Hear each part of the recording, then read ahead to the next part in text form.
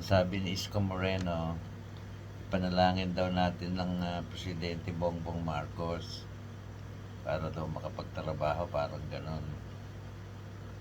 Ako ay isa akong Isko niyan. At ako'y kaya sumama sa'yo dahil sa ang paniniwala ko ay galit ka sa kurap. At sabi mo nga dati, ay pag nanalo ka ay sisingilin mo yung 203 billion na estate tax ng mga Marcos. Oo, yun yung sinasabi mo noon. Tapos galit na galit ka kay Joel Chua dahil sa kung ano-ano kalokohan ng pinagagawa dyan sa Manila, no? Nagtatayo ng mga building dyan sa ano ba tawag dyan sa sidewalk. Sabi parang naiiba na yata ang tono ng salita mo, Mayor Isko. Sa bagay, wala naman kaming ano dyan, di naman kami taga Manila. Kaya lang,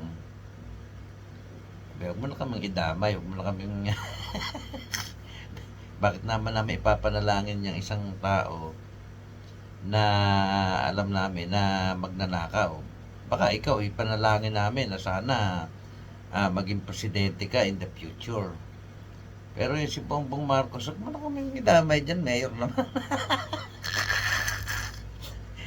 Hindi ka na nga namin inaano dahil sa nandiyan ka sa Manila, wala naman kami pakialam dyan. Maganda naman ang ginagawa mo. Diba? Kaya lang, yung para impluwensyahan mo pa kami na panalangin si Bongbong. Ay gusto nga namin mategi na yan lang matapos na paghihirap ng bansa Pilipinas hindi naman nagtatrabaho si Bongbong Marcos ano ba? Ikaw naman napakagaling mong mayor. Alam mo na may nakawan dito sa administrasyong ito. Hindi naman sa pag-aano, ikaw ba plastic? Plastic ka ba? Ano nga nangyari sa'yo? Ang bira. Hindi namin ipapanalangin na maging malusog yung presidente na gusto nga namin ano na yan kumbaga bumaba na at nang matapos na yung paghihirap ng mga Pilipino. Ano nangyari sa'yo, Mayor? Magaling ka namang Mayor wala naman kami problema sa'yo. Lang, kung papakiusapan mo na